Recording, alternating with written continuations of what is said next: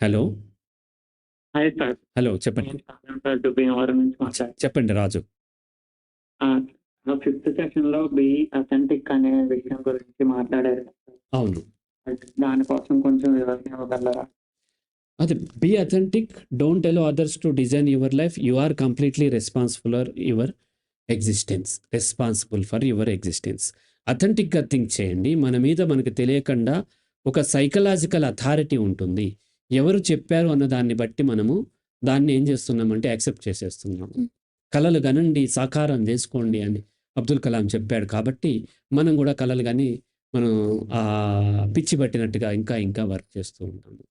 ఇప్పుడు ఒక ట్రైబల్ విలేజ్లో ఉండేటువంటి ఒక అబ్బాయి, అతనికి నాసా సైంటిస్ట్ అవ్వాలనే కలగనే అవకాశం ఉందా? లేదు.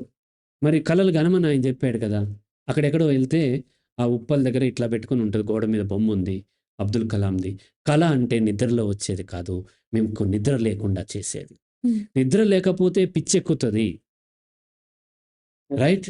సో వాళ్ళు చెప్పిన కాంటెక్స్ని వదిలేసేసి పిల్లల్ని విపరీతంగా మోటివేషన్ అని చెప్పేసేసి విపరీతంగా రెచ్చగొట్టడం వల్ల వాళ్ళు అది చెయ్యాలి, చేయకపోతే నేను వేస్ట్ ఏమో అనుకుని ఈ కాంపిటీషన్ అనేటువంటి inhuman, all competitive exams inhuman and unscientific కూడా, వాటిలో పడి రాక వాళ్ళు యాంగ్జైటీలకు గురవి, లేకపోతే డిప్రెషన్కి గురయ్యి సూసైడ్లు చేసుకోవటం, ఇదన్నీ బాధ్యత ఎవరు?